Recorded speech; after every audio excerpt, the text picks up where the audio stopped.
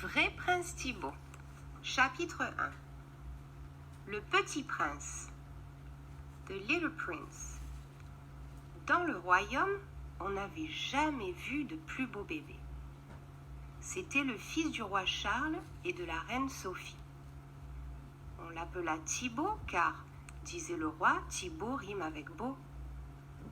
Malheureusement, 2 jours après la naissance du petit prince, la reine mourut. In the kingdom, we had never seen such a beautiful baby. It was the son of King Charles and Queen Sophie. They named him Thibaut because, said the king, Thibaut rhymes with beau. Beau means beautiful. Unfortunately, 2 days after the birth of the little prince, the queen died.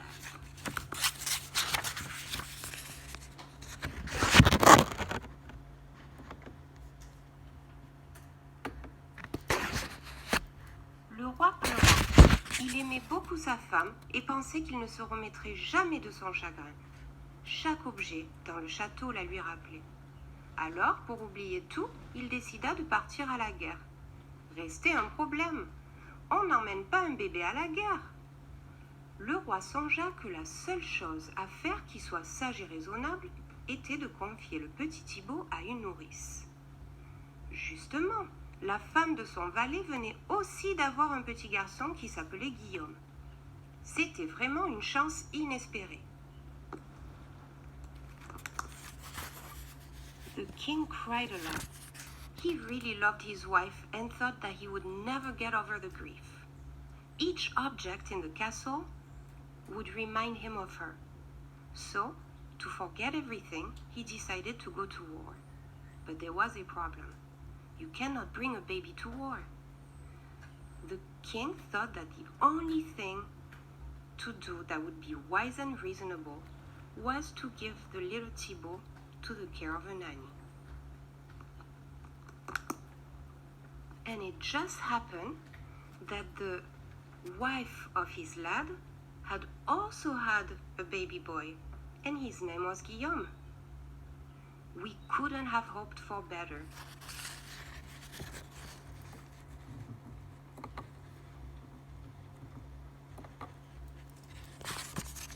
On la fit chercher.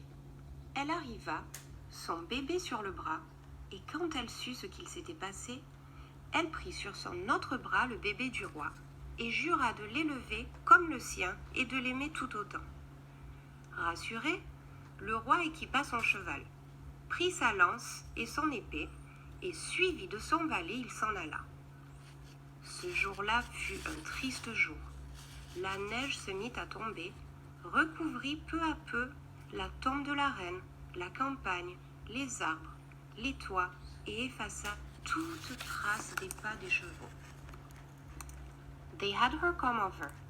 She arrived, her baby in her arm, and when she found out what had happened, she took in her other arm the king's baby and made a promise to raise him as if he was hers and to love him as much.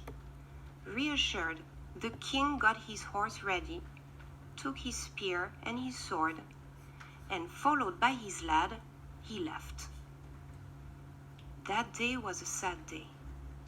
The snow started falling, covering little by little the queen's tomb, the countryside, the trees, the roofs, and erased all the traces that the horses had left. Au matin, le royaume resplendissait de blancheur et la campagne était si lumineuse qu'on se dit que peut-être c'était tout de même un beau jour. Dans la petite maison de la nourrice, sous le toit couvert de neige, il faisait bien chaud. Les 2 enfants dormaient sous la même couverture, l'un à la tête, l'autre au pied du berceau. L'hiver passa doucement. Dans le château endormi, il n'y avait plus guère de vie. Quelques servantes veillaient à balayer, quelques valets ouvraient ou fermaient le pont-levis. C'était tout. The next morning, the kingdom was glimmering in white, and the countryside was glowing so much that we assumed it was still a nice day. In the nanny's little house, under a roof covered with snow, it was nice and warm. The two little kids were sleeping under the same blanket, one on one side of the crib and the other one on the other side. The winter passed slowly. In the sleeping castle, there wasn't too much life. A few maids were making sure to sweep the floor, while some lads were opening or closing the bridge. And that was all.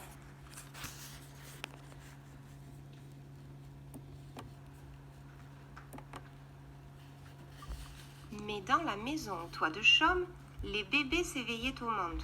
Quand la nourrice les prenait ensemble sur ses genoux, ils se regardaient avec curiosité et se faisaient des sourires. But in the little thatch roof house, the little babies were waking up to the world. And when the nanny would take them in her lap, they would look at each other with curiosity and were smiling.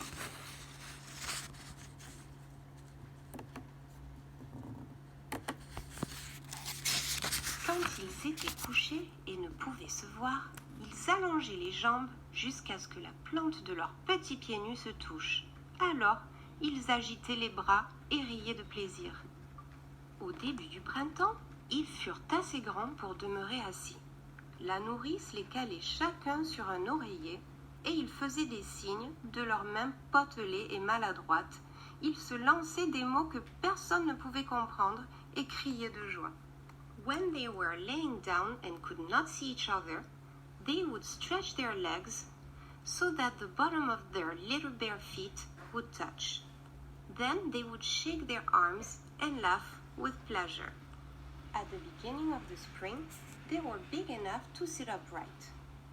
The nanny placed each of them on a pillow, and they would make signs with their fat and clumsy hands and say words that nobody could understand, and they were screaming with joy.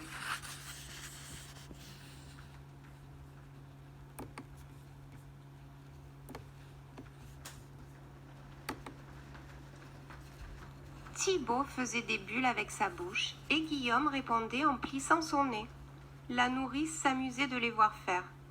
Elle les embrassait à tour de rôle. « Vous êtes mes bébés, disait-elle, mes bébés chéris. » Et elle pensait avec un serrement de cœur au jour où le roi reviendrait et reprendrait le petit prince. Mais rien ne se passa comme elle l'avait prévu. Thibaut was making bubbles with his mouth and Guillaume would answer by making faces. The nanny was having fun watching them. She would give them kisses one after the other. You are my babies, she said, my lovely babies. And she would think, sad, about the day that the king would come back and take the little prince back with him. But nothing happened as she planned.